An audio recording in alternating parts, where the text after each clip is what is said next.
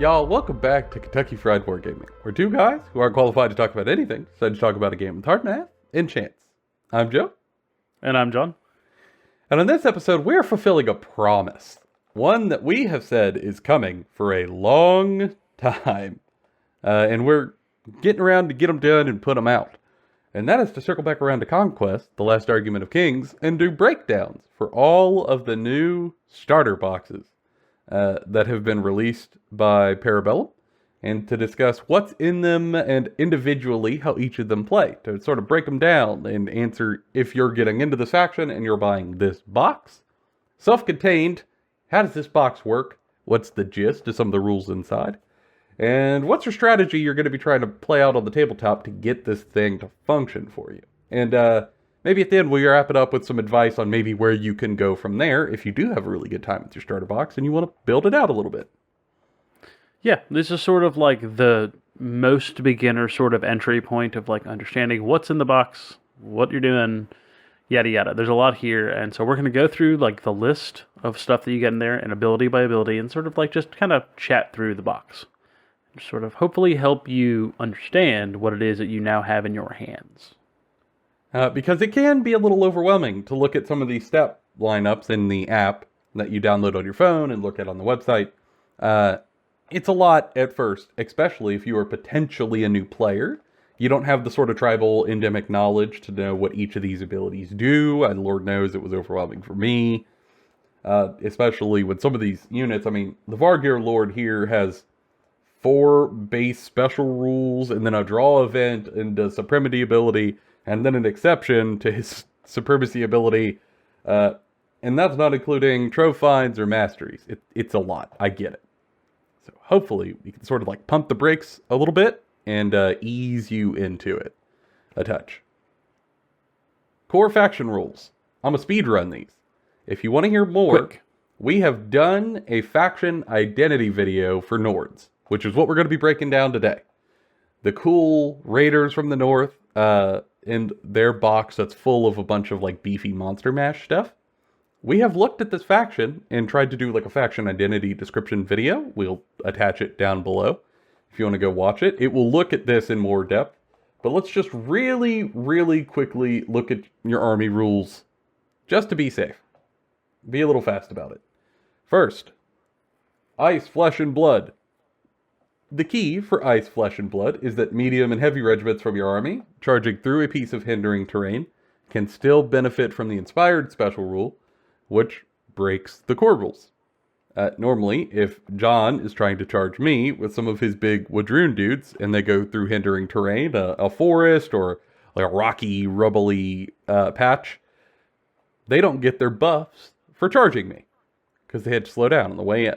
You lost all your momentum. Sucks to suck. Not for you, though. Not for Nords players. You're light on your feet. You can run on through. You still get that extra bonus to hit, the +1 to hit on the charge. It's really good. And the key, though, quick shout out, it does not apply, though, to impact attacks. If you have impact attacks on a charge, and you still lose those to hindering, even if you are a Nords player with this ability. And in addition, you ignore the debuffs from water terrain if you're fighting in it. Really good, depending on your terrain setup. And lastly, if you suffer any damage from zonal terrain, like dangerous or perilous, you take half that damage, because you're just more attuned to really dangerous, treacherous footing.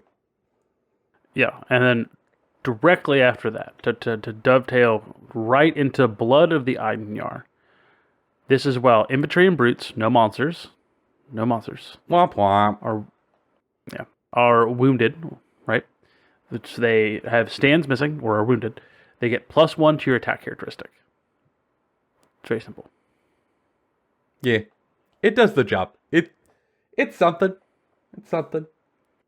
In addition, whenever a character stand in this army participates in a dual action and destroys an enemy character stand, it immediately comes broken. That regiment's broken. I'm going to be honest with you. This one ain't going Probably to not. move much for you in your games. Like, it's just... Sure. I mean, I've played about 30 games of Nords now. John has played a lot of games against my Nords. John, do you remember this rule ever coming up in any way that, like, really, really shook things? No, I just forgot it. I had to read it again. I'm going to be honest. And you've probably fought my Nords about 8 times now. More than that, yeah. You're about half my games. Yeah. So this one, remember the bonus dice attack? It's something. It's just not as impactful. However, one of the big ones, Prophecy Unfulfilled. This one's incredible. As kind of like this one slaps. Hit it. I'll take it or leave it for Blood of the Iron. Here you are. Prophecy Unfulfilled makes up for it. While one of your units is tied up in a fight with an enemy unit, any of your allied units trying to get in there and jump that enemy who's fighting your dudes get +2 inches to charge in. So if I am fist fighting John and you're out there in listener land and you see it's going badly for me, want to jump in, you get an extra 2 inches to the charge to try to get in on the side and help me beat the hell out of John in this Waffle House parking lot. That's the rule. It's really good. It sounds like it's not a lot. I promise you, though, it's great. Especially if you're new. You'll see it on the table. Yeah. The best way to explain that, right, using this book, is the first thing we'll go over is the Vargyr Lord, who has a movement of 7, right? He can go into one of the first units, the Fenr Beast Pack. If you have, say, the Uyghur in combat with something from this box, and the Fenr Beast Pack are coming in from the side, they're going to, before rolls, have 9 inches to play with for that charge. Guaranteed. That is a huge distance. That's why this matters. Well, and the minimum they roll is a 1, so minimum 10. 10? Minimum 10 inches. I mean, that's colossal for a guarantee charge. And let's say you roll an average, I mean, you're looking at like 12 inches. You roll a 3. No. Should be more like 5. John, let's not go there.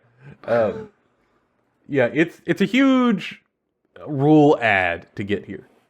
But those are your core rules. They're going to apply to everything. Just keep them in mind as we dive into the actual box itself. Mm-hmm. But Vargyr Lord, in this box, you get your Vargyr Lord. He's going to be your hero. He will lead your warband. This box is a self-contained warband, as most of these are. And then the Vargyr Lord comes with a Fenr Beast Pack, a unit of Werewargs, a unit of Uyghur, and then a Mountain Jotnar. And all of that is in the warband under the Vargyr Lord. You have some options here on where you want to attach the Vargyr Lord. He could go in the Fenr Beast Pack here, or he could go in the Werewargs as well. As to which one you put him in, it's kind of a bit of dealer's choice. I personally have had some pretty good success with him backing up a unit of Fenr Beast Pack, as John can attest to. But especially with some recent rules changes, I think him and Werewargs maybe not too bad. So let's talk about the Vargyr Lord himself, John. Like, if we're going to go over this, we got to start with the leader himself and his supremacy ability. I mean, like, the whole warband functions around him. And I think that's always true for these boxes, but for his rules in particular, I think he does turn this warband on in a way that a lot of other supremacy abilities don't really have this energy to say that they do in the same way. Yeah, I think the Vargyr Lord, I don't know, his supremacy ability immediately allows you to just like guarantee on like turn 2 you're going to be able to get in both your Fenr Beast Pack and your Uyghur, right? Because Call the Hunt allows you to pick 2 regiments to come in or to hold off, right? You get to pick instead of just picking one, which from the get-go, core. It allows you to play very aggressively with this box immediately.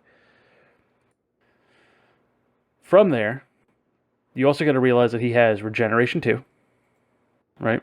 Which, to bring up, is really, really simple. Heals 2 as a draw event. So whenever you would go to draw his card to activate things, not his unit's card, him specifically, he will heal that many wounds. So if you were to get into a duel with him, and he gets wounded in a duel, he has 6 wounds, he's probably not going to die immediately to another character. He'll, like, heal. So if you end up in, like, a late game duel or something, it'll save him a little bit. It's not bad to have. Yeah. And then heading on down to special rules, right? You have Fearsome. Enemy regiments in contact with this regiment must roll a d6 for being able to perform a combat rally or combat reform action. The result is less than or equal to the highest resolve characteristic of the regiment. You can perform the action as normal. If the result is higher, then the action has failed and is lost. So where this works is where you want the Vargyr Lord sort of coming into the flanks on stuff. they're going to probably try to combat reform and move like to him and have more stands on that unit to try to like hit back with whatever they happen to have left. And this gets to tell them no. Potentially. I mean, make a leadership check. If you fail, no go. Which is, it's small, it doesn't always come up, but when it does, it is hugely impactful for a game. So it's very nice to have on a base hero. Next, you get a basic ability, Cleave 1. It works how it works in most war games when he's attacking with his attacks. He makes your defense characteristic 1 worse. Because he's a werewolf with a big sword. I mean, yes. I've played enough Werewolf the Apocalypse to know how cool that is. Checks out. Yeah. And those 5 attacks are pretty good for having Cleave 1. Like, that would go pretty far. And, I mean, he hits on 3s normally if he gets a charge off. And, again, flesh and blood, or what is it? Ice and... Hold on. Ice, flesh, and blood. There we go. Means that even if you go through hindering terrain, he is still going to get the +1 to hit. So he's usually going to be clashing on 4s if you get the charge off, or if you inspire, which is pretty good with an extra cleave. And cleave in Nords is kind of rare on a lot of things, so getting it on a Vargyr Lord is pretty nice. Yeah, and then the next thing is going to be Impact 4. So Impact 4 on him is extremely useful, especially if you put him in the Werewargs who already get Impact 1. This means like on the charge, that unit's going to be doing 7 impact hits. And especially in like lower point games, that's a really good swing, right? Then they're going to get 7 hits in before they actually swing. It also allows you, if you really want to be risky, to move and clash. Move and charge instead of charge and clash, to lock something up and still do some damage and not just do nothing and have them locked in. Which sometimes you got to do. You just got to. And it's good to get something from it. The last ability he has. Oh, this is the good one. This is a good one. This is Joe's favorite. So I'm going to read it because I like to steal his joy. Is Werewargs and Fenr regiments in this warband gain the Flurry special rule. So both of the ones that come in the box are going to get the Flurry special rule. Special rule is always active, regardless of whether the character stands currently on the battlefield or has been destroyed. So what that means is that all your wolves can howl at the moon, and they all get to reroll all of their hits. The whole warband. That's great. Roo. Yeah, this is incredible. This slaps. It's so good. It's so good. Until I saw this rule, I looked at the Vargyr Lord and went, I don't know. I mean, I'm gonna run him because it's a giant werewolf with a sword. I'm gonna run him no matter what. Well, he's cool. But like, it wasn't hitting. It wasn't popping. I didn't quite see where the pizzazz was. But this is where they took all of the spirit fingers. They crammed them into this rule. Wolfpack is what sets this thing off in a very unique way that I have not seen in quite the same level of impact in other boxes. Because this Wolfpack ability takes the Fenr, Beastpack, and the Werewargs, which are units who aren't bad, but they're pretty decent, and then cranks them up to 11 because it just lets them reroll hits. Just lets them reroll hits. It's really, really good. It makes them so much more efficient, and that's half your box. You're just hitting harder because he's there. And even if he dies, the Alpha Predator effect still goes to his underlings. So if he gets sniped at a duel or something like that, don't matter, still kicking butt. Yeah, and I think that's one of the things that really makes this box work. Because you're giving half the units you get in the box Flurry. Which takes all of them and cranks them to 11. Yeah, just natively. Which is really good. Off of him, you get the other units in the box. So let's do the 2 that he can attach to first. The 2 that normally you can't attach a hero to like brutes or cav, but there's this exception here saying that the werewolf can go with other wolf guys, which is much needed. Otherwise, legally, he couldn't attach. First, we have the Fenr Beastpack, one of my personal favorites. Very, very solid, reliable unit. Movement 7, so nice and quick. It's got a clash of 2, so not hitting all that well. But again, if you get a charge off, now we're clashing on 3s. If you have Flurry, and then, now you're re-rolling. You got to remember them re-rolls. It changes much better how than this you think looks. it is. It's impactful. And there's some more tricks that will make that more impactful momentarily. 6 attacks apiece on the card. Really good. 4 wounds apiece, so not super tough. Resolve 2, defensive 1. However, that don't matter because evasion 2. Always. So always if going you're to new, evade. Always. Evasions cannot be taken away from you. You will have evasion. There might be like one ability in the game or 2 abilities in the game that take away evasion. But if you've played other games, it's like an invulnerable save. It's basically the thing you get to all your the cleave goes through all your defense, and then you still have evasion. Yeah, the way I look at it is defense is like parrying or having armor, right? You're armor plated, you're tough, you got thick hide, whatever. So if I have a cleave weapon, I have like a magma sword. Sure, it's going to melt and cut through all of that. Evasion is purely dodging out of the way, how quick you are. And for them, quite quick. So even if you have cleave 4, I don't care. I'm still rolling on evasion 2. Pretty nice. Down here, they have a lot of special rules. So many special rules. So many special rules. The first, opportunists. If the Fenr Beast Pack manages to get in the flank of an enemy, they get to, or the rear, they get rerolls. They get flurry, essentially. Yes, they get flurry. However, you don't have to worry about that in this warband because you have the Vargyr Lord who gives the flurry natively. However, if you ever run that unit outside of a Vargyr warband, that's a great unit. It's a great rule to have. Normally, it's kind of hard to get into the flank of stuff reliably. However, these next 2 rules are what set you up to make that happen. The first is flank. Here's the rule up on the screen if you want to read the detailed wording. But the key thing of what flank does is when you would go to choose a unit that's going to come in for the turn, if a unit has flank, you could just choose for them to automatically come in. Because they're really good outflanking units. They're sort of on the outskirts of your force. They're going to come in reliably through other means. It's quite good. You can't bring it in before the weight class would allow it to come in. So, for example, this is a medium. You couldn't bring it in turn 1 even with flurry. Well, even with flank, not flurry. So you still have all those restrictions. But it just makes your entrances onto the field more reliable. It kind of takes the weight off of you. And then the next one, this is the biggie. This is the hardest one to play, but it's the one that kind of sets up your opportunists and lets you get into the flank of stuff. Fluid formation. I'm going to keep the wording up on the screen. The big thing fluid formation does is that when you go to activate this unit of wolves, at the start or end of your activation, your choice, one or the other, you can make a free reform action. Which sounds small, but in a rank and flank game, it's not. It is huge.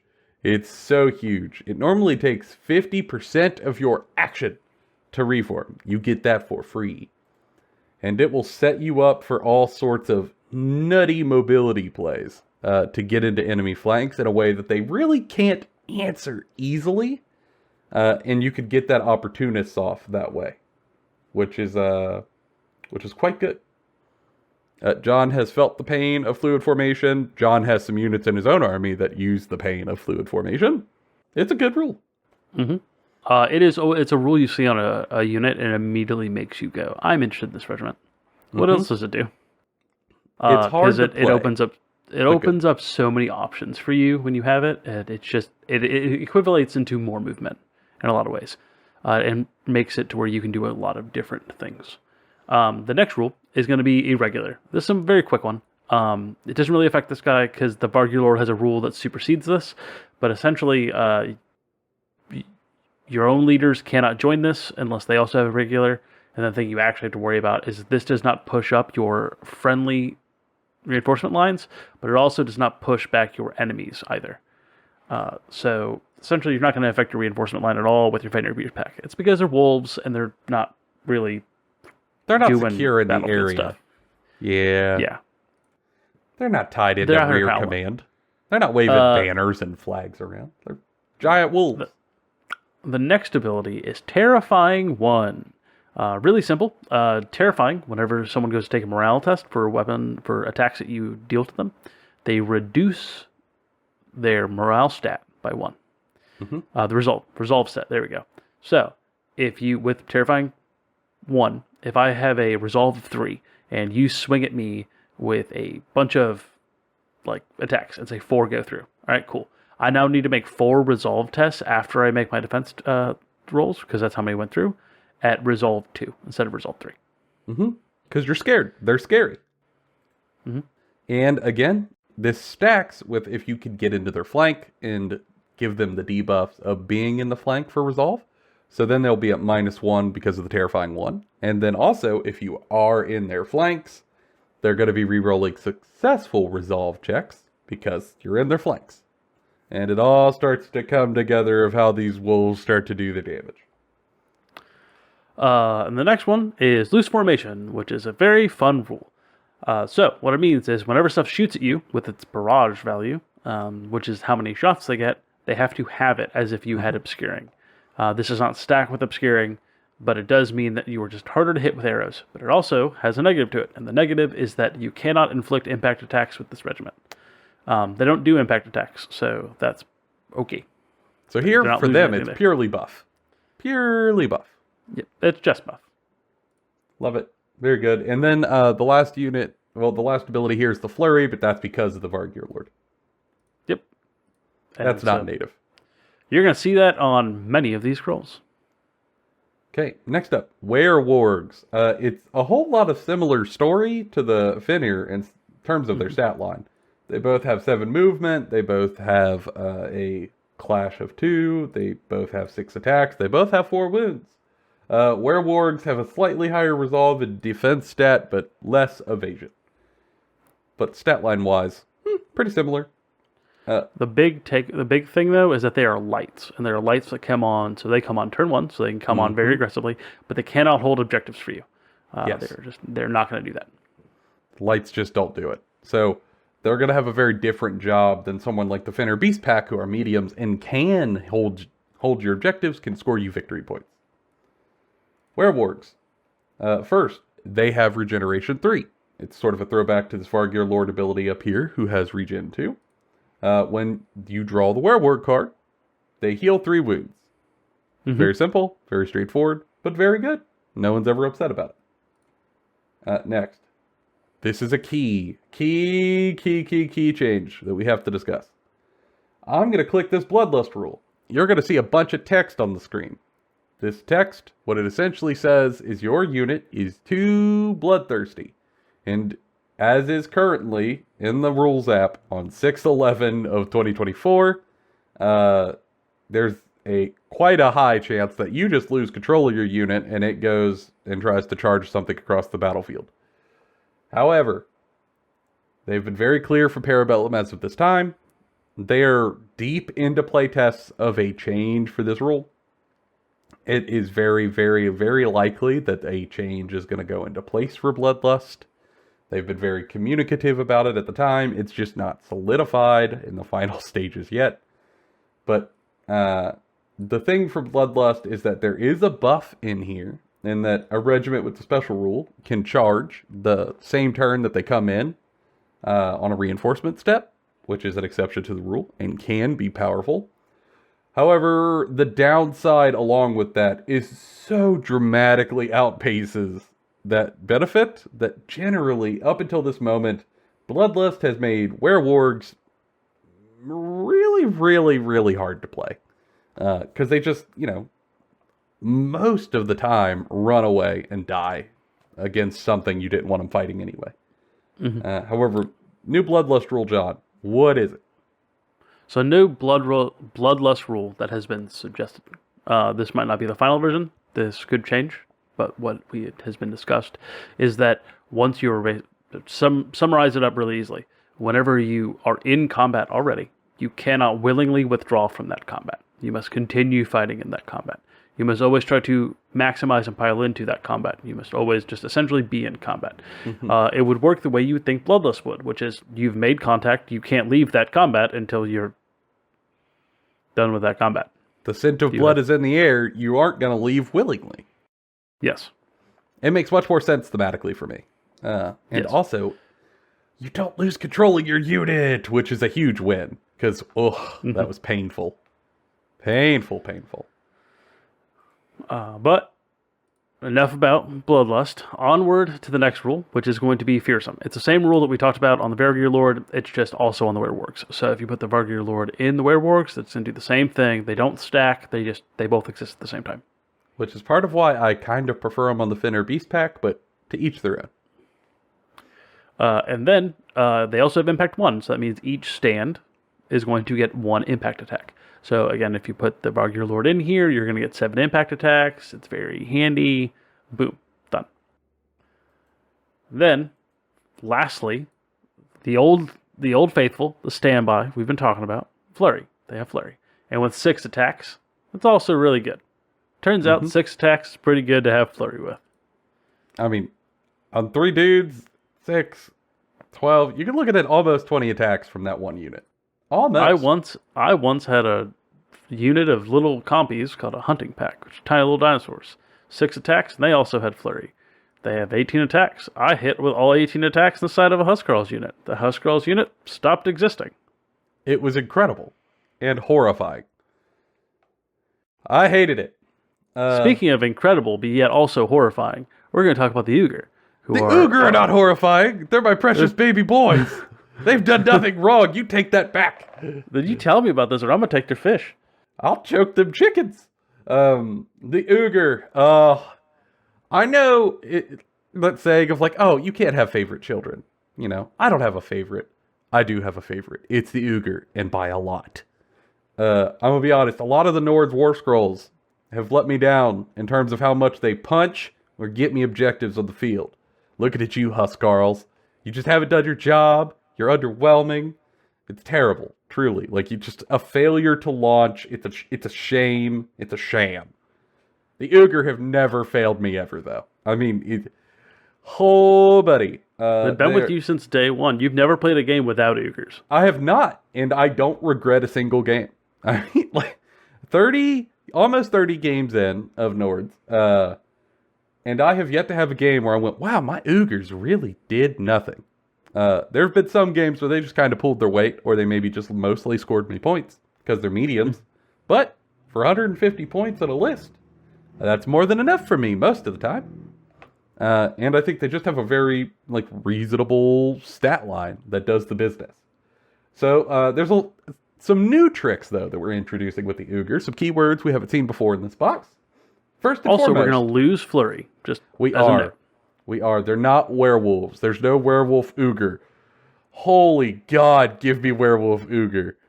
I know what I want. I want a new monster mini. I want it to be a Vargyr Ogre. I want a Vargyr Ogre Lord for a hero monster. Please and thank you, Parabellum. It would be a heck of a Christmas present for me.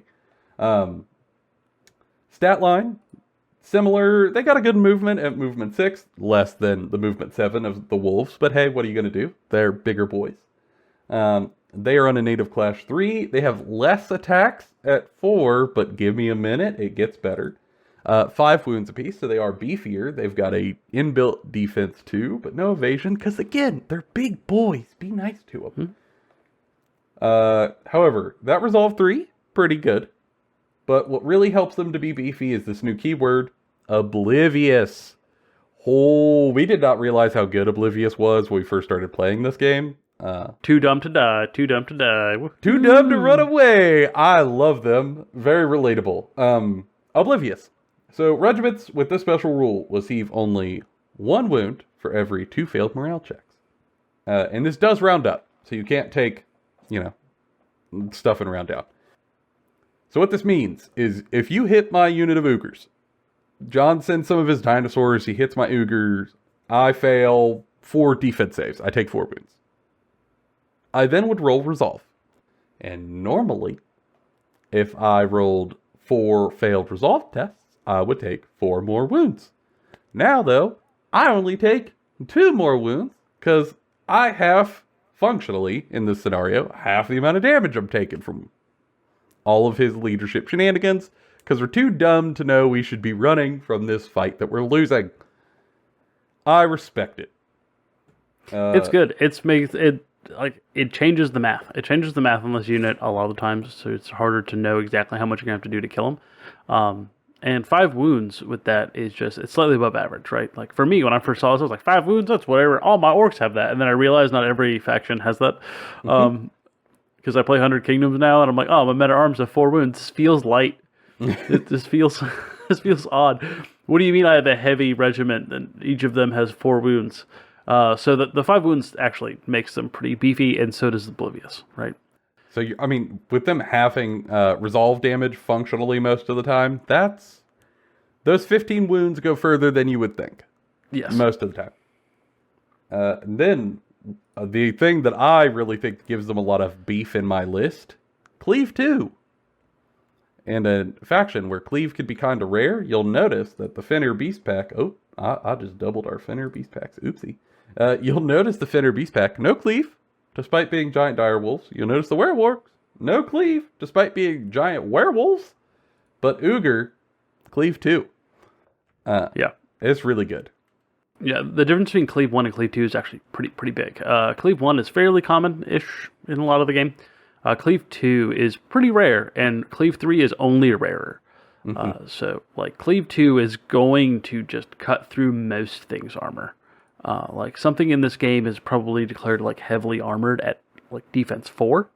And the highest it can possibly go is defense 5. So, if you're Cleave 2 to what the average of that is, like 2, 3. If it's at 2, they just don't get a defense roll. And if it's at 3, they get 1s. That's really good. It just means they're just cutting straight through stuff. So even though they only have 4 attacks, those 4 attacks are going to land more often. And they're clashing Very on 4s at a charge or with an Inspire. Yeah. So they're hitting real well. Yeah, in Nords especially, there's only one thing I could think of that has Cleave 3, and that's the Ice Jotnar. Now, I don't believe there's anything else in our faction that has Cleave 3. That's really rare. So to be able to walk up with Cleave 2 is in this faction at least, is very highly valued. It is good for you. There's going to be a lot of matchups where that Cleave 2 is going to do a lot of work. Next, you have Fearless. So this is kind of the opposite of Fearsome. But for Fearsome and Terrifying, the rules that essentially like hurt you when you have to take leadership checks, if you have the special rule, you say no thank you, and you don't take those. Again, I'm too dumb to know I should be scared. I am too dumb to make a leadership check to do my reforms. I'm just here to swing axe and pickaxe. Sorry. And lastly, they have Impact 2, because they are big boys. And on the charge, they're going to bash you a little bit. It's something. And again... Yeah, that Impact 2 matters. Like, I mean, running in with 6 hits, especially if you can charge, then clash. I mean, hitting with 6 hits, and then you're getting 12 hits that are likely going to hit with, like, 9 of them with Cleave 2. Like, you can probably put a hurting on a unit. Like, on a normal unit of men-at-arms, you might be able to wipe the whole thing. If not, you're going to make them functionally useless. Yeah, normally for me with Ugr, if I could set up a clash and charge in one activation, for a truly hardened unit, I might not kill him, but I'm certainly going to hurt him bad enough that the fight is in my favor. Yeah, I would say like most baseline troops like are scared of the Ugr. Like some of the more elite, more sturdy, defensible stuff, less scared, but they're still worried. I mean, I've... even like city-states with their big armored blocks of like failing stuff, and Old Dominion with their Praetorian block. I have killed both of those units with a single base-size squad of Ugr into their flank. And it obliterated both of those units. Because once you're in the flank, you turn off a lot of their stuff, which again, Destiny Unfulfilled gives them a minimum 9-inch charge if that enemy unit is in a fight. So there's going to be a good chance you're going to make that flank charge. And then you turn off their flanks, you turn off their bastion, and then you put Cleave 2 on top of that. It's a great way to kill some even really tough units. So I love the Ugr. I have no complaints. They're delightful. I have no notes. They're beautiful. They've done nothing wrong. Literally ever. Mount Jotnar. Final guy, big beefy model, the biggest boy, the big beefiest boy. lad. Because you got to have a monster in this monster mash box. Like you need an actual monster. He's got a huge log. He's got a big tree. He's swinging wood, if you will.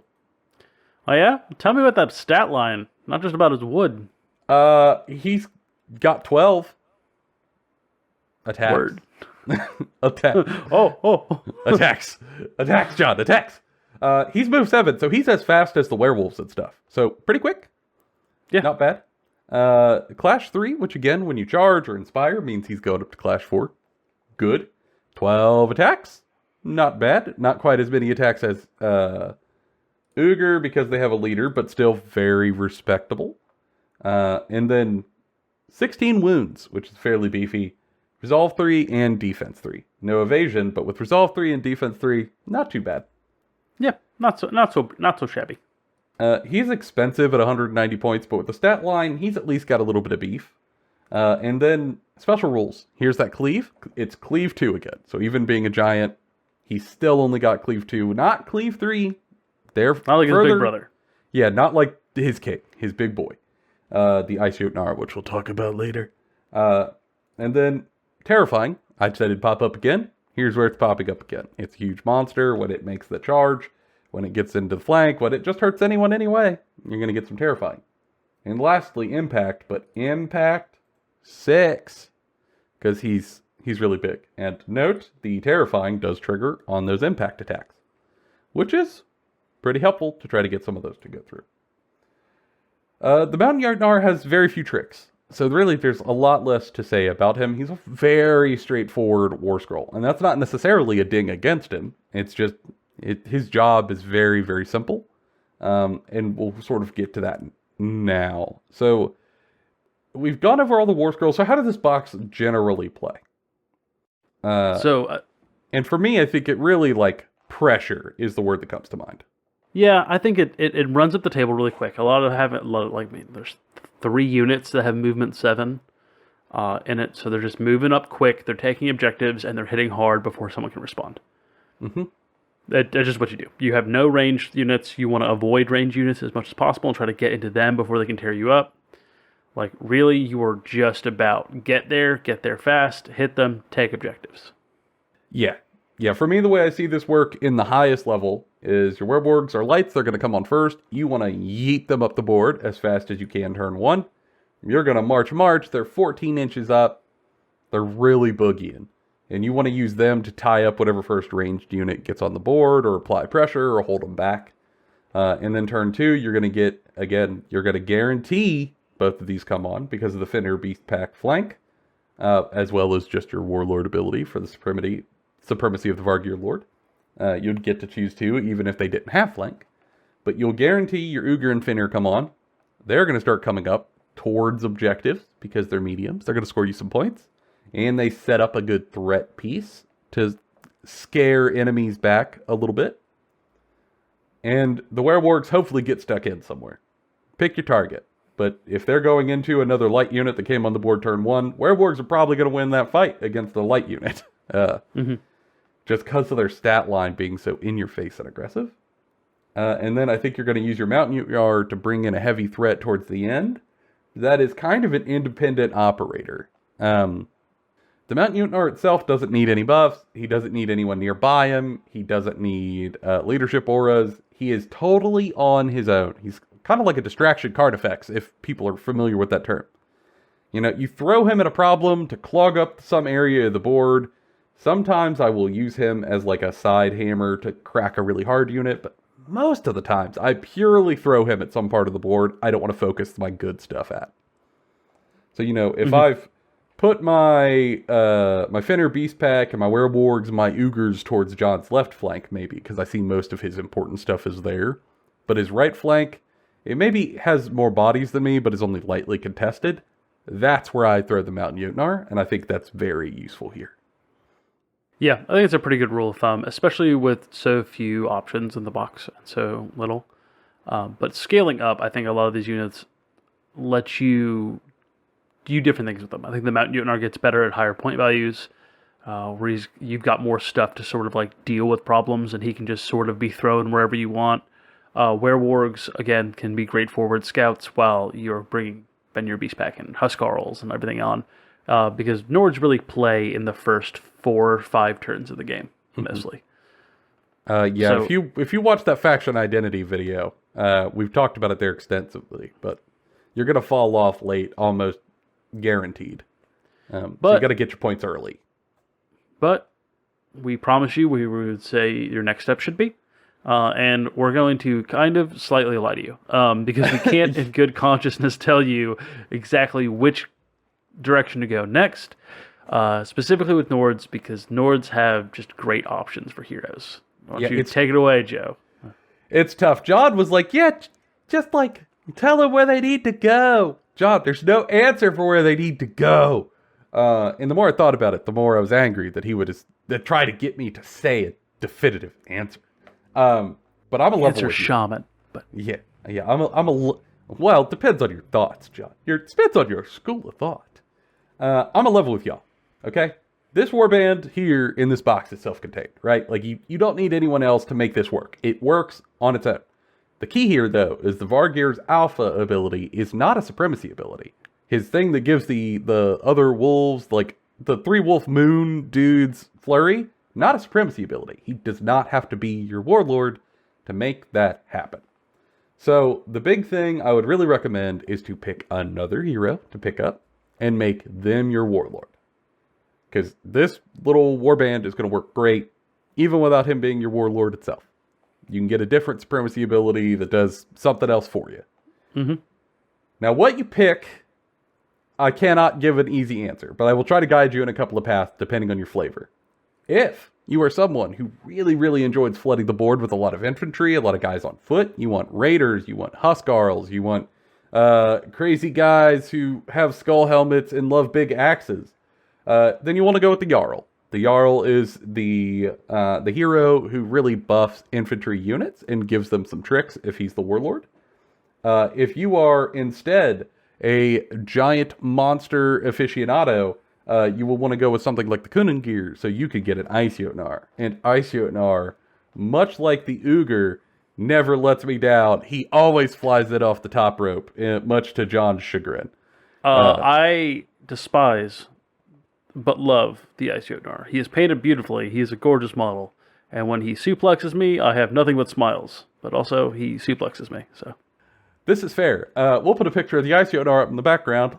It's a pretty cool model. I recommend it. But the only way you could get that sick model is with a Kuningir, which is why I have a Kuningir. Also with Kuningir, you can put him in like a unit of Huskarls, which isn't a bad sort of like midfield objective grabber. Just don't expect him to fight super hard. So if you're into that, it's a great direction. Or if you are someone who wants really like competitive efficiency, Shaman. Pick Shaman. Make him your warlord. He's going to give 2 things a turn Vanguard, which lets them move again, which will let stuff like to get a third move, which will make which makes Werewargs move 21 inches up the board turn 1. It sounds nutty. It is nutty. If you want to try to just like win games, pick Shaman. I'm not a fan of Shaman. I think it's a little bland, but like to each their own. I get it. Or you can go with Blooded, who has the same supremacy ability as Vargyr Lord, because they share the same supremacy ability. It's weird. I hope that changes in the future. But Blooded will let you take stuff like Bow Chosen or Trolls or more Ogre to sort of play around a bit. I could easily see a build where you take a Blooded who's your warlord. He takes a unit of Bow Chosen. You move your Ogre from this warband into his warband to open up a slot for you to add more wolves in this warband. It could even move the Mountain Jotnar over and then get even more wolves into the wolf band. If you really want to go ham on 3-wolf moon shirt, the list, totally viable. My personal favorite go-to list that I've enjoyed a lot is having a Blooded and a Kuningir. And then I'll make the Blooded the Warlord. And then I'll be able to stick in a Mountain Jotnar, I'll be able to stick in an Ice Jotnar, a good blob of Trolls, a good blob of Huskarls, and then play around with 2 units of Fenr Beast Pack, some Ogre. You have a good time. You get a little bit of everything. It's a good pressure list to get up the board. And then, you know, if you're really, really, really into Valkyries, you can do Volva. She'll give you an extra evasion across all the stuff to a maximum of evasion 2. But I would kind of go into that one cautiously because you really need to build an army around her, I feel like, if you want to get the most out of her supremacy ability. Yeah, she is most the most locked to that strategy. Like, the other ones sort of are all doing the thing that Nords want to do. The Volva is the one who's like, okay, we're really fast and stuff, but what if we were fast and also hard to get rid of? It's, yeah, it's a little tougher. But if you were trying to expand your box, you could go in any of those directions, purely down to your flavor. None of them are a bad choice. You're going to have a good time. Just, like, go with where your heart lies, wherever your interest is. And I feel like that is pretty exhaustive in terms of the strategy of the box and where to go from here. However, if we miss something, if you feel like maybe we glossed over an important point, or you have further follow-up questions, or you need list help, or you're from Nords chat and you want to disagree with us, down below. Feel free to disagree with me, Nords chat. We could always have disagreements from Nords chat. It's half of the fun of being a Nord. It's like being in Baron's chat in old WoW. I mean, there's less Chuck Norris joke in Nord's chat, to be honest, but similar vibes. But feel free. Tell us I'm wrong. I'm open to this possibility heavily. Maybe everyone thinks Oogers suck, and I am just blinded by their performance. The one thing I don't think anyone's ever said is, man, Oogers are terrible. Like... You've said that. Now it's going to be in the comments of this video. You have guaranteed it will exist. But if you do disagree or you have questions, feel free to put them down below. We'd appreciate them. And you can always like the videos, subscribe if you think this is helpful and this has helped you out. We'd appreciate it. Feel free to share it to your friends as well if you think it'll help them out. And as we mentioned, this is only the first one. We will be doing these other boxes as sort of bonus videos. Because if we tried to stagger them out one at a time, it would just take forever. We don't want the community to have to wait that long if people are thinking about getting into the game. Yeah, plus it's going to slow down the rest of the stuff we're trying to do, so we're just going to make a bunch of stuff. It's just extra stuff. Take the extra stuff. Hope y'all enjoy it. For now, though, that's been all of our opinions. Bona fide and Kentucky Fried. We'll see y'all in the next one.